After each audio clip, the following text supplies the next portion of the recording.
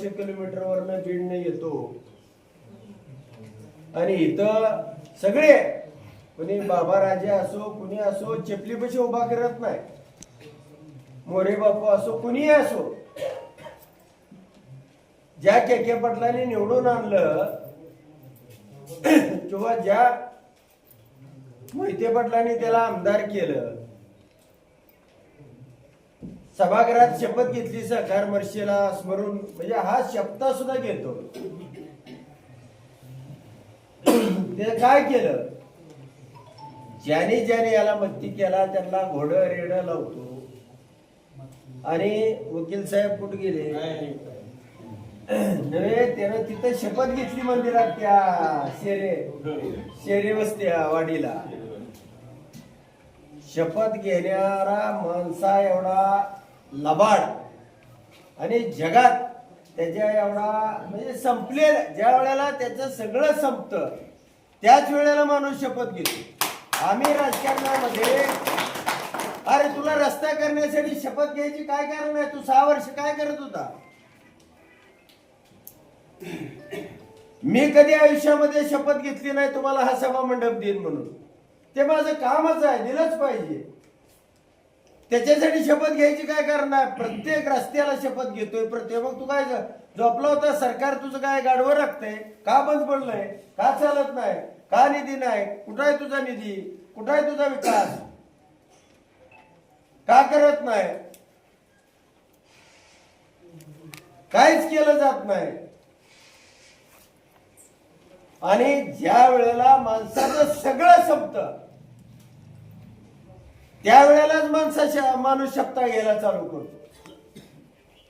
आणि म्हणून त्याचं सगळं संपलेलं आहे. आम्हाला काय सुखासुखी आम्ही इथं आलो नाही, किंवा आम्हाला जिल्हा परिषद सदस्य पंचायत समिती सदस्य होण्यासाठी म्हणून आलो नाही.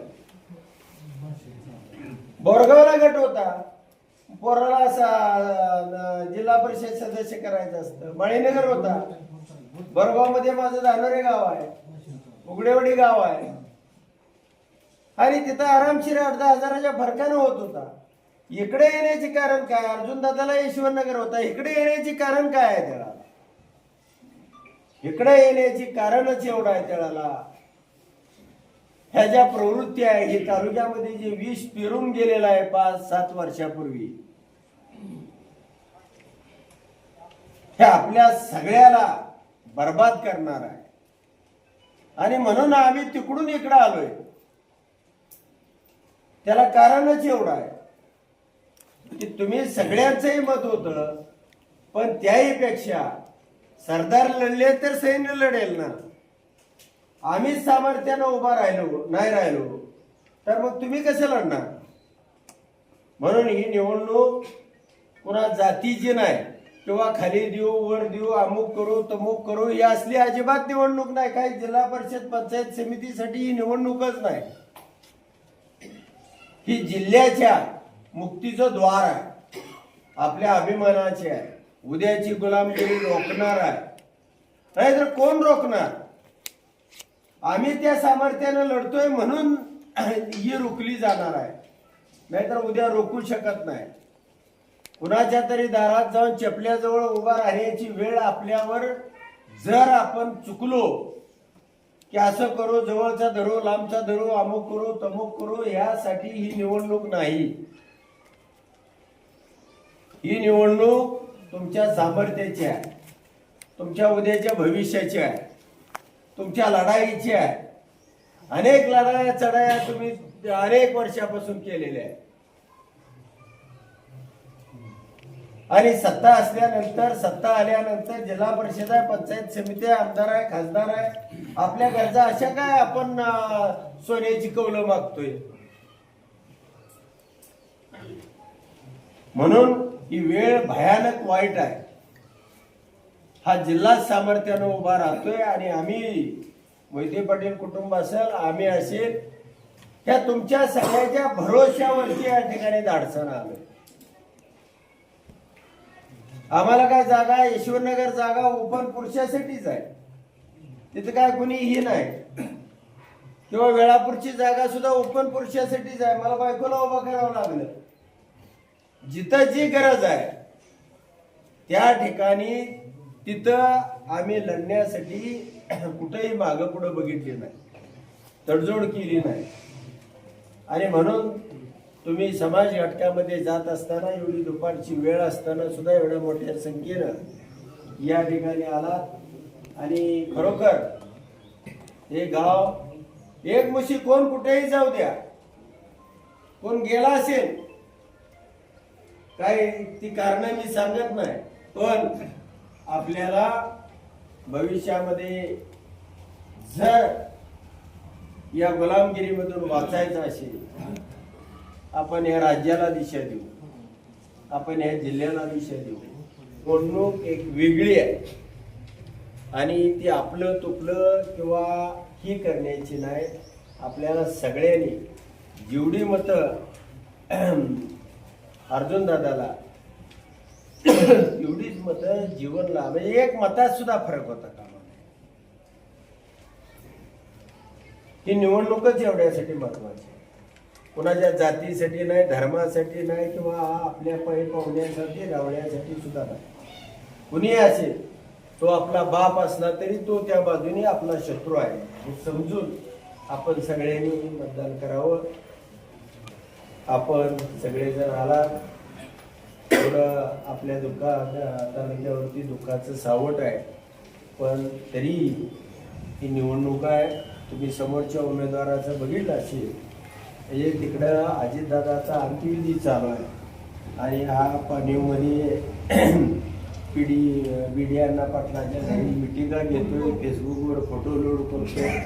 म्हणजे यांना कुणाचं काही पडलेलं नाही आणि हा काय भविष्यात आपल्यासाठी करणार आणि हा करूच शकत नाही. म्हणून ज्या माणसाला संवेदना नाही, ज्या माणसाला हृदय नाही, ज्या माणसाच्या अंतःकरणामध्ये कुठलाही भाव नाही आणि जो माणूस शपथ खातो, त्याच्या एवढा लबाड आणि भामटा बोगस माणूस या पृथ्वी तलावर असू शकत नाही. आणि म्हणून शपथ देतो म्हणजेच तो लबाड. शपथ द्यायची गरजच काय, तुझ्या शब्दावर विश्वास असला पाहिजे, तुझ्या शब्दामध्ये ती ताकद असली पाहिजे. त्या शब्दात तुझा निघणारा शब्द हा जनतेला प्रामाणिकच वाटला पाहिजे. तिथल्या सगळ्या जनतेला तू बेईमान आहे वाटावं आणि बेईमान असताना तो शपथ का, बेईमान माणूसच शपथ खाऊ शकतो. शपथ लोक घेतात म्हणजे तुझ्यावरचा विश्वास संपलेला आहे, त्याच वेळेला शपथ. आणि म्हणून मी सुद्धा गेली 35-40 वर्ष, वेळापूर सारख्या गावाचं 20 वर्ष मी सुद्धा नेतृत्व करतोय. पण मी माझ्या आयुष्यामध्ये कशाची आणि कधी, म्हणजे मलाही लोकांनी कधी शपथ घ्यायला लावली नाही. आणि ज्या वेळेला शपथ घेण्याची वेळ येते त्यावेळेला तुमचं सगळं काय विश्वास संपलेला आहे, तुमचं सगळं काय संपलेलं आहे. त्याच वेळेला अशी घटना घडू शकते, ते आपल्या तालुक्यामध्ये घडलेलं आहे. तुम्ही मग बाकीचं ओळखा, तुम्हाला काय चंद्र तारे सूर्य काय, माझं दिल्लीत सरकार आहे, माझं अमेरिकेत सरकार आहे, माझं अजून कुठं काय पुरलेलं आहे खजिना आहे, ते आपल्याला सांगत राहतील.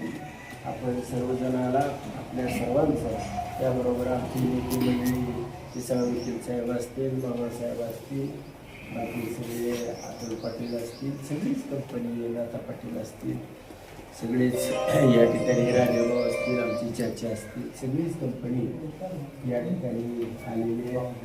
मनापासून आभार मानतो आणि थांबतो. आमदार साहेबांनी मार्गदर्शन आपल्याला केलेलं आहे, त्यामुळे मी काही बोलणं योग्य नाही. आमदार साहेबांकडून आज आपण सर्वजण जिल्हा परिषद पंचायत समितीच्या प्रचारानिमित्त आपण सर्वजण उपस्थित आहे.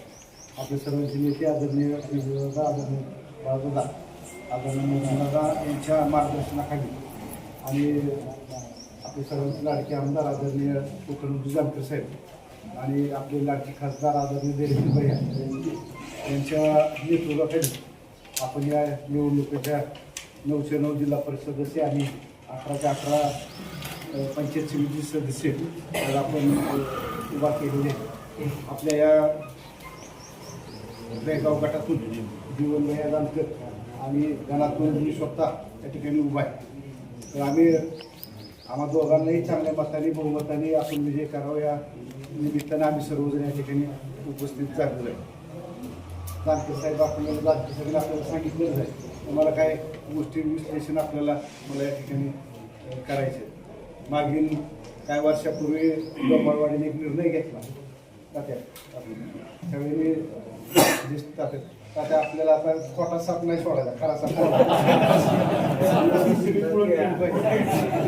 आणि खरं साप सोडा लय वेळा असं उलटं पलटं केलं.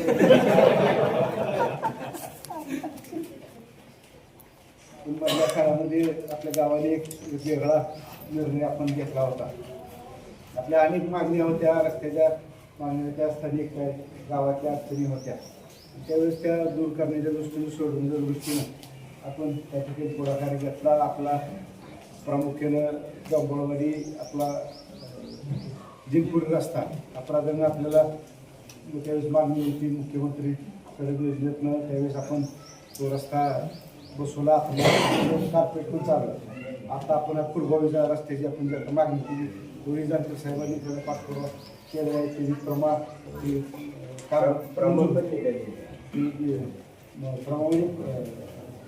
मंजुरी त्या कामाला त्या ठिकाणी झालेली आहे. तोही रस्ता त्या ठिकाणी मंजूर होणार आहे आणि तो पूर्णत्व ते जाणार आहे. सगळ्यात महत्त्वाचा विषय आपला ह्या देवस्थानाचा इथला विषय होता आणि ह्या देवस्थानाच्या माध्यमातून कायदेशीर बाबी चालू होत्या. आवडून सांगतो